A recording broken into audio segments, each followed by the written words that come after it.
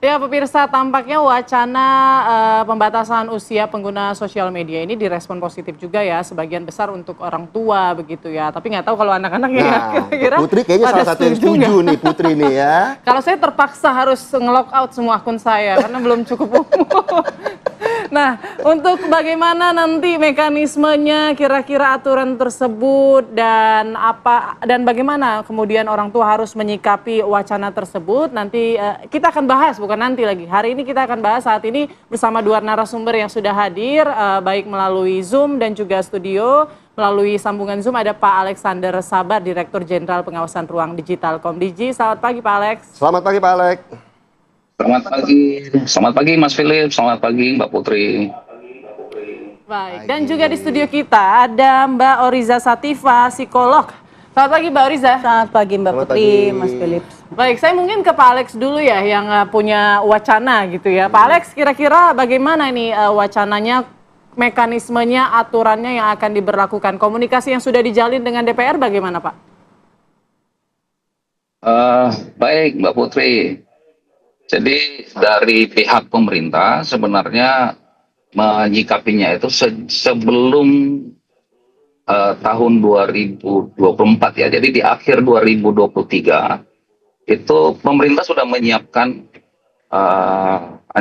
ancang-ancang atau rencana peraturan. Tapi dalam hal ini yang dilakukan adalah menyiapkan rancangan peraturan pemerintah RPP sebagai aturan turunan dari Undang-Undang ITE. Lalu kemudian kita ketahui di Januari 2024 ada amandemen terhadap Undang-Undang ITE tersebut. Kemudian proses itu berlanjut, di mana di bulan April 2024 Kementerian Komunikasi dan Digital kemudian ditunjuk sebagai inisiator untuk perumusan RPP tersebut. Nah, dalam proses ini pihak Komdigi melihat perlunya dilakukan konsultasi publik dan itu sudah dilakukan.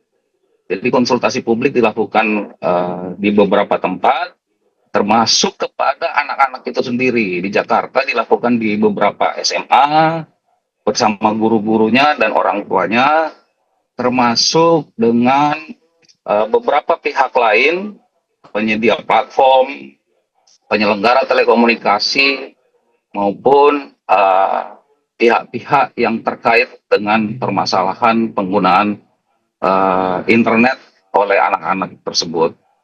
Demikian mungkin untuk informasi awalnya. Pak Alex, tapi kalau kita kemudian membahas bagaimana rencana pembatasan usia untuk pengguna medsos ini kan sebenarnya kalau kita lihat juga dari aplikator juga sudah berupaya untuk kemudian membatasi usia pengguna dari medsos. Kemudian memang hasilnya belum maksimal. Apakah memang ini salah satu yang kemudian akan lebih digalakan oleh pihak pemerintah, Pak Alex? Iya, seperti yang disampaikan oleh Bu Menteri, ada upaya kita untuk memberikan aturan yang lebih tegas.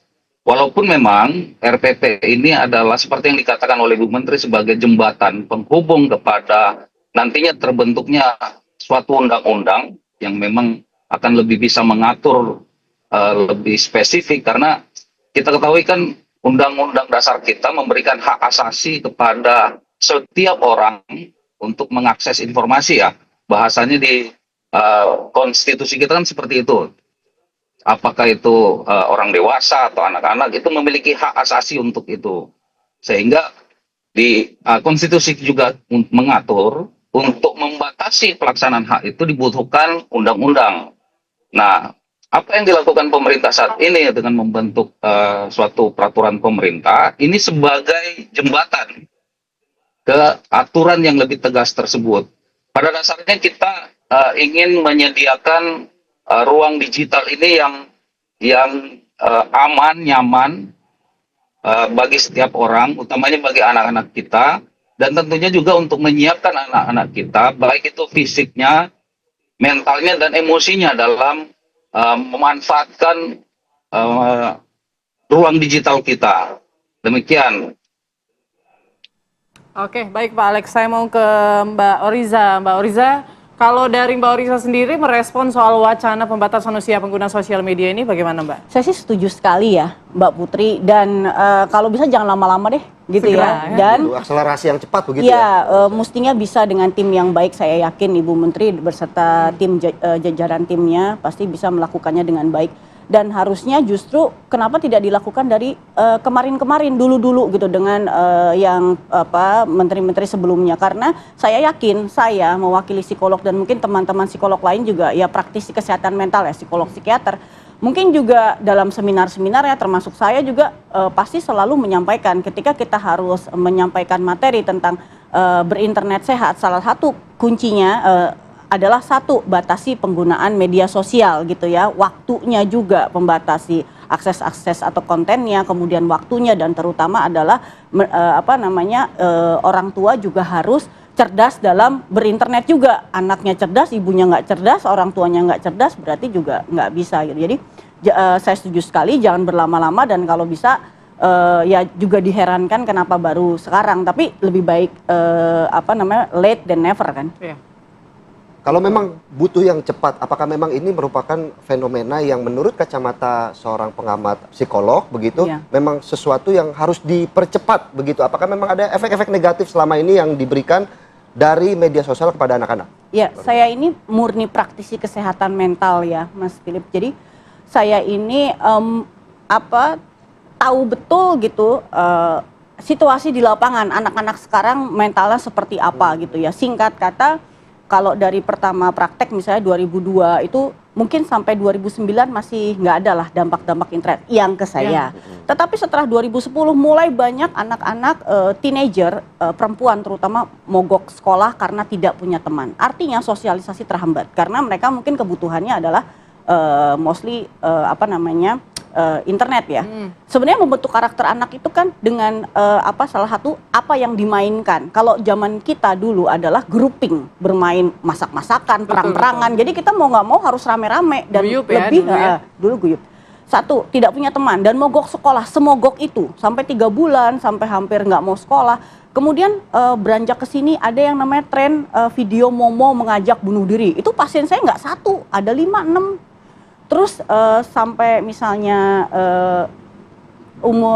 tahun 2016 sampai 2018 ada tren, ada salah satu YouTuber terkenal menyampaikan sesuatu, mungkin maksudnya baik tapi kan diterima anak-anak nggak baik. Intinya adalah mungkin dia bilang, buat apa kamu sekolah, belajar kimia, fisika gitu ya. Kalau ujung-ujungnya misalnya kamu jadi marketing apa, wah itu kena banget ke anak-anak. Akhirnya banyak ada 7-8 kasus yang saya ingat ke saya tok gitu ya, saya pribadi, nggak tahu teman-teman lain yang mogok sekolah, katanya nggak, ya saya mau homeschooling aja. Terus saya tanya, kamu nonton apa di YouTube?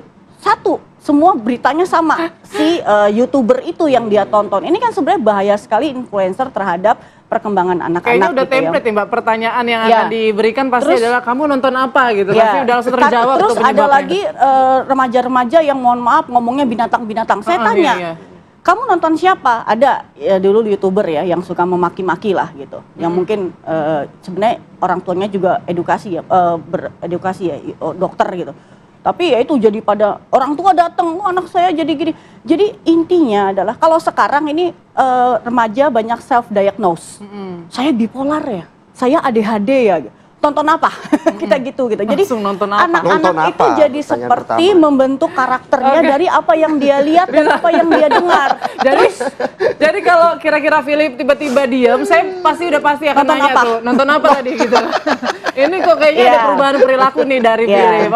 Oke Mbak Riza, ditahan dulu ya Mbak. Nanti kita lanjutkan lagi usai jeda berikut. Saya juga mau tanya ke Pak Alex, kira-kira nih dalam menyusun wacana atau aturan di Indonesia, apakah ada negara-negara acuan Pak? Seperti negara-negara maju yang sudah menerapkan aturan tersebut, kayak Australia lah yang paling baru, di batas usia 16 tahun minimal. Tapi sesaat lagi ya Pak Alex, kami akan kembali.